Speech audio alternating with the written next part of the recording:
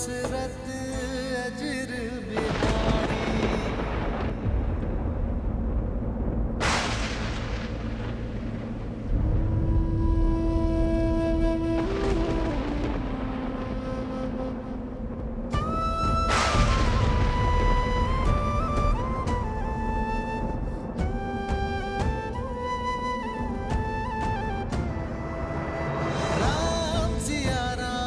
सिया राम जय जय राम, राम सिया राम जय जय राम। नियति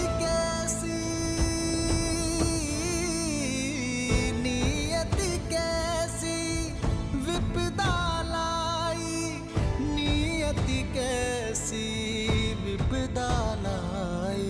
राम सिया राम सीते सीते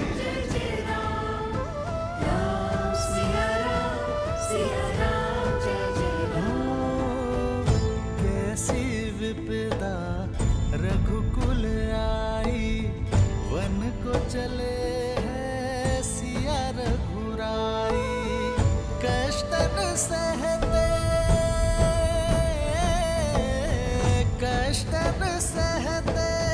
श्री रघुराई, कष्टन सहते श्री रघुराई। एक यही मार्ग है आर्य, आप मेरा त्याग कर दीजिए। नहीं सीते,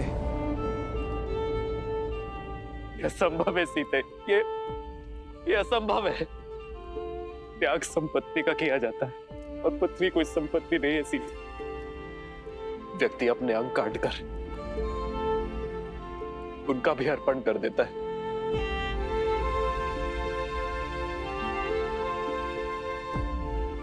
तुम कोई अंग नहीं हो सीते, जो किसी विशेष कार्य के लिए इस राम से जुड़ी हो। त्वमसि मे हृदयम द्वितीयम, तुम तो मेरा दूसरा हृदय हो। त्वम जीवितम मम, तुम तो मेरा जीवन हो सीते।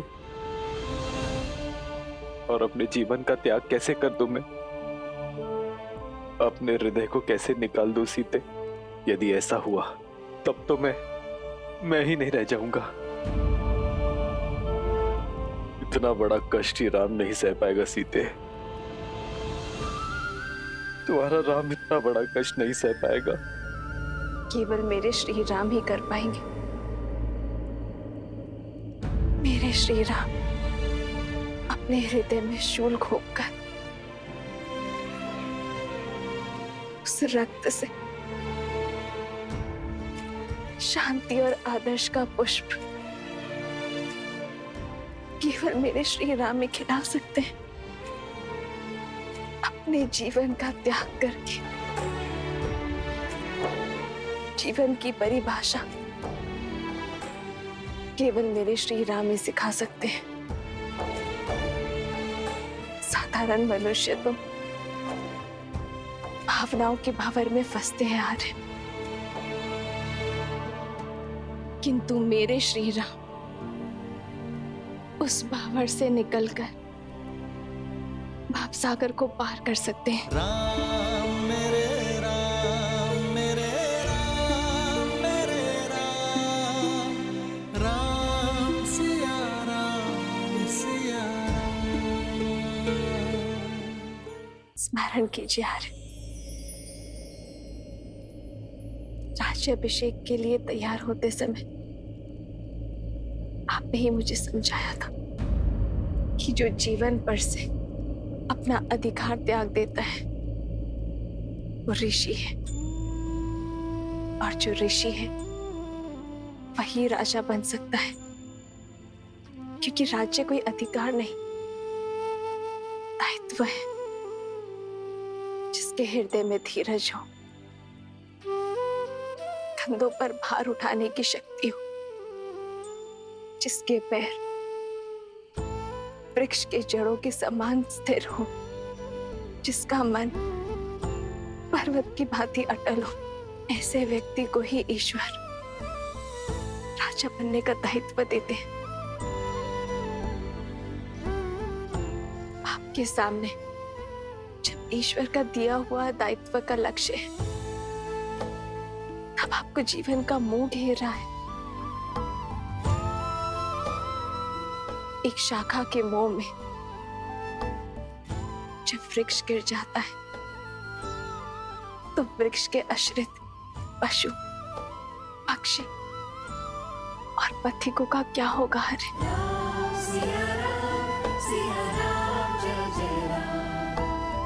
इक्ष्वाकु वंश का उत्तराधिकारी ना मोह धरेगा, ना दुख धरेगा। वो तो केवल समाज का कल्याण करेगा।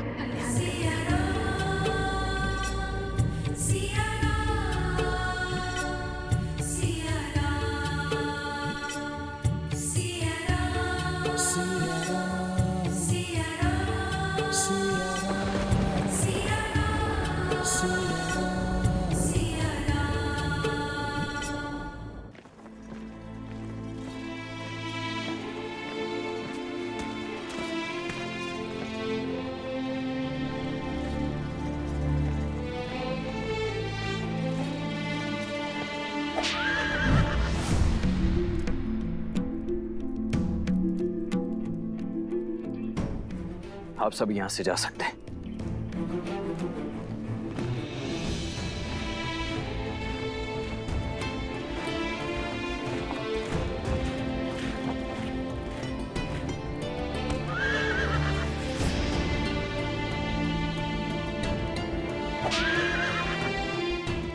आगे बढ़ो, आगे बढ़ो।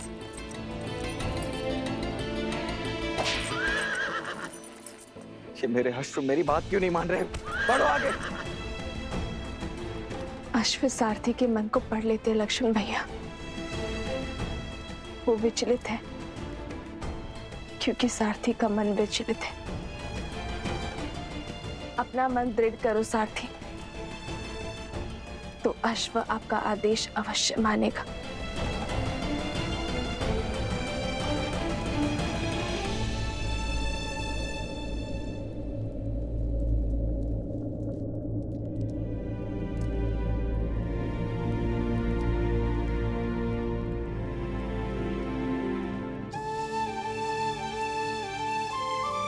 एक बात पूछूं भवेबा,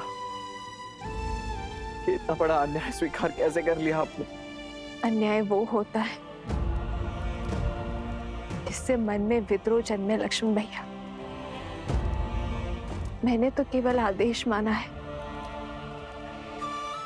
इसमें अन्याय कहाँ है? ये अन्याय नहीं, जीवन का अगला अध्याय है जहां मेरी यात्रा अकेले की है। रिपुरान जीती सुजैसे सुर गावा, सीता त्याग अनुज प्रभु आवा।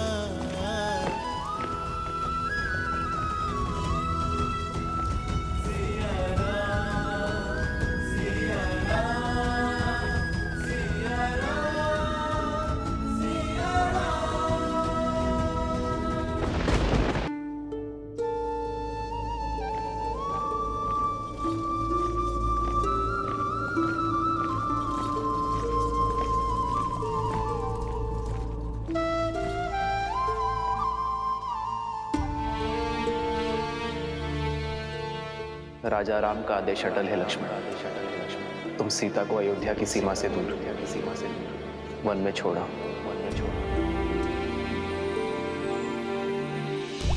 खड़ग की धार ये पथ मर्यादा, पर चलते जग हित रघुनंदन। राम सिया राम सिया राम सिया राम, राम सिया राम सिया राम।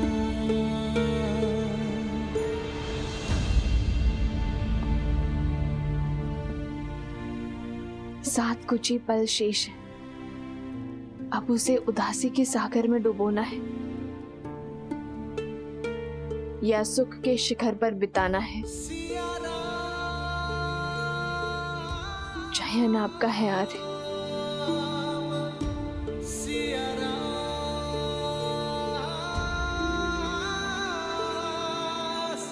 बैठो सीते।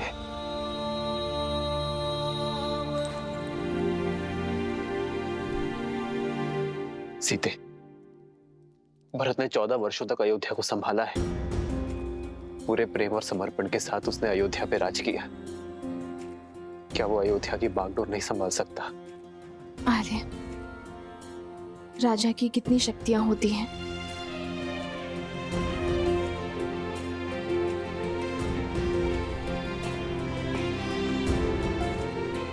समय की व्यथा को यह प्रश्न शोभा नहीं देता सीते।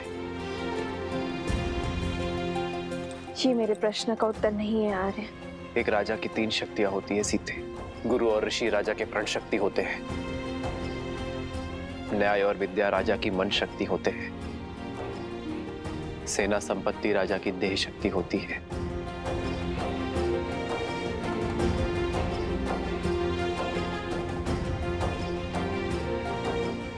तो क्या प्रजा राजा की शक्ति नहीं? प्रजा ही तो वो स्रोत है जिनसे ये सारी शक्तियां आती हैं। वही परम शक्ति है, परमात्मा सी अटल है। प्रजा के प्रेम और विश्वास के बिना एक राजा अपराधी से अधिक और कुछ नहीं है। तो क्या उस परम शक्ति को त्यागना अपमान नहीं? जिसने सब कुछ दिया, क्या उसे बिना आश्रय छोड़ जाना द्रोह नहीं होगा आर्य? जब जनकपुर में आपके पग पड़े थे, तब ऋषिया श्री रंगा ऋषि ने कहा था कि आप नए युग का आरंभ है।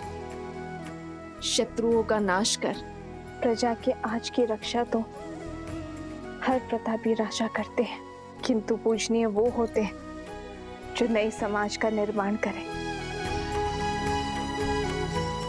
प्रजा को उज्जवल कल का उपहार दे। ये संसार आपको युगों युगों तक पूजेगा और आपके कारण मेरी भी आराधना होगी, किंतु केवल तब जब कर्तव्य और सुख के संघर्ष में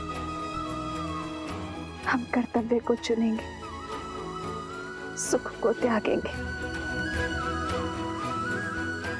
राज्य आपका कर्तव्य है आर्य, और सीता आपका सुख।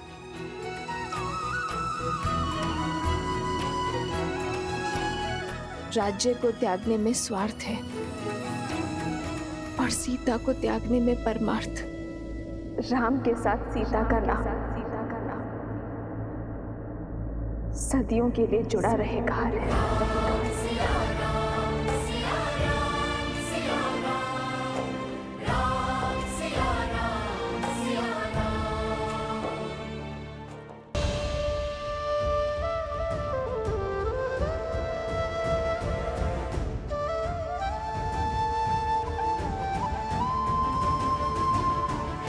बदली पवन बदली मन धारा, बुरी सोच का खेल है सारा। झूठा ना बनवास ये पूरा, मर्यादा का समर अधूरा। कैसे करे हमारी ये राम सिया राम सिया राम सिया राम।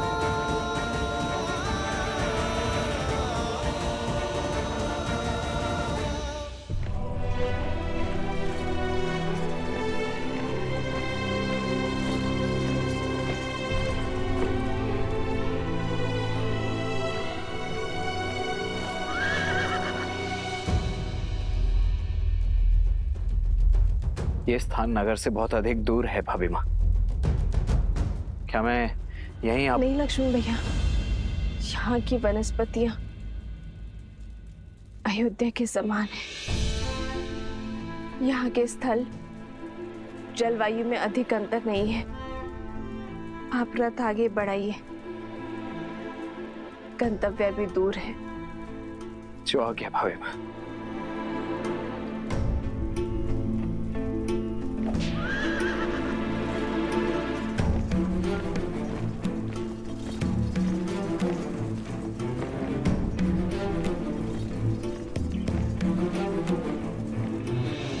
रुक जाइए लक्ष्मण भैया,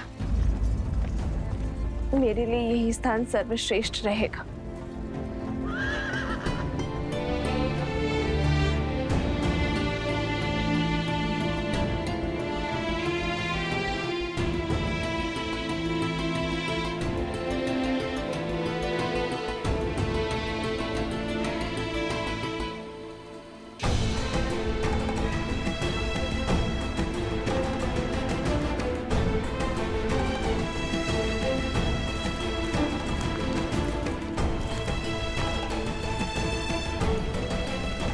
ये वन तो अत्यंत घना है भाभी माँ, यहाँ तो संकट भी 100 गुना अधिक होगा। संकट की चिंता नहीं है मुझे लक्ष्मण,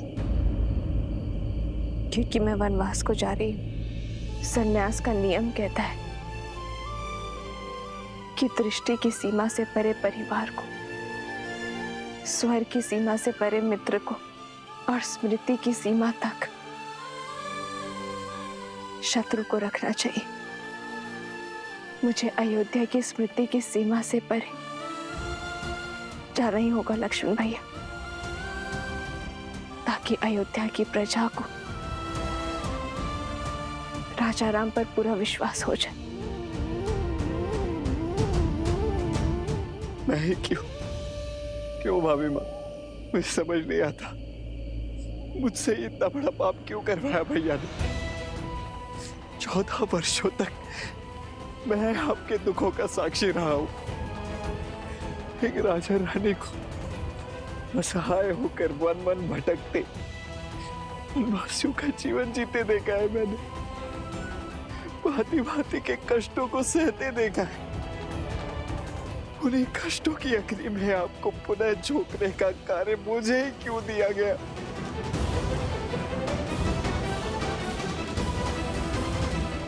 मुझे जल मिलेगा लक्ष्मण भैया। जी भाभी माँ।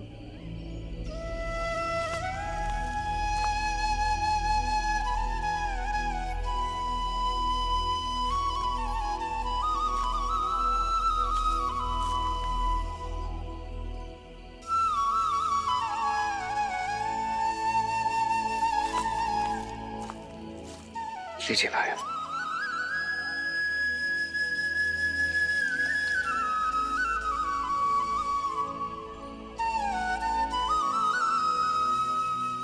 संसार में केवल जल है जो अग्नि को बुझाती है। यही आपके प्रश्न और पीड़ा का उत्तर है। केवल आपको ही चुना, क्योंकि 14 वर्षों में केवल आप ही मेरे और श्री राम के इस अयान के साक्षी बने। इन 14 वर्षों में श्री राम और मैंने आप में पुत्र देखा, जिसने अपने सारे समर्पण को समेटकर अपनी भाभी माँ के चरणों में रख दिया।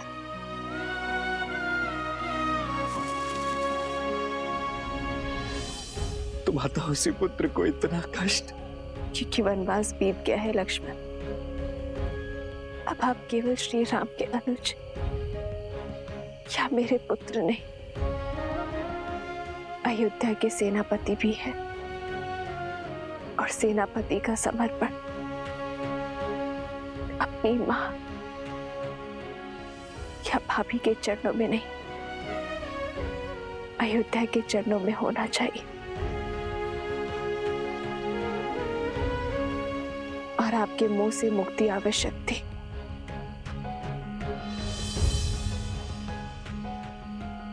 सेनापति का पद पाकर भी इतना बड़ा पाप करने का साहस नहीं जुटा पा रहा हूं मैं भाभी माँ।